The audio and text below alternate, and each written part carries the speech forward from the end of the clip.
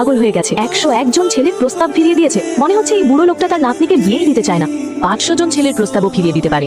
আর এই বুড়ো লোকটা সাধারণ কেউ নয়, উনি দেশের সবচেয়ে ধনী বুড়ো মানুষ, বাজাজ ইন্ডাস্ট্রিজের মালিক মুকেশ বাজাজ।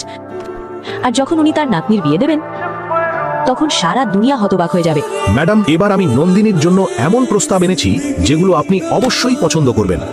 মুকেশ বাজাজ যেভাবে তার নাতনির জন্য আসা সবচেয়ে বড় বড় নামও প্রত্যাখ্যান করছিলেন, সবাই অধীর আগ্রহে জানতে চাইছিল তিনি আসলে কি চান। পাপাজি, এটা দেখুন।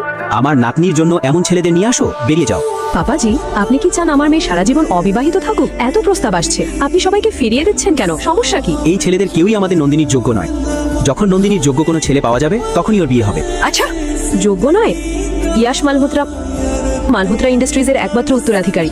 তার আগের ছেলেটা আগামী মাসে ক্রিকেট টিমের ক্যাপ্টেন হতে যাচ্ছিল, আর তার আগের জন ছিল প্রধানমন্ত্রীর ভাতিজা। Hi grandpa. হ্যাঁ ডার্লিং। জান, তাহলে কি হয়েছে?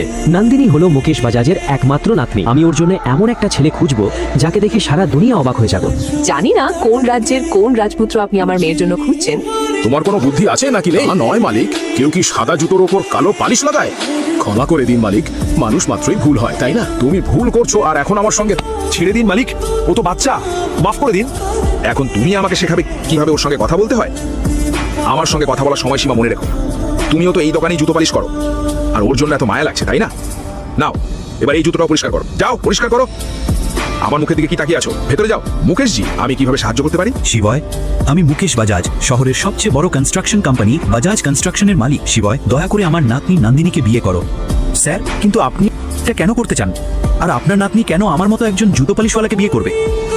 সবার সামনে আমি এসব বলতে পারবো না। দয়া করে আমার সঙ্গে আসো। শিবয়, আমি জানি তুমি আসলে কে, আর এটাও জানি তুমি কেন জুতো পালিশওয়ালার মতো জীবন কাটাও। কি?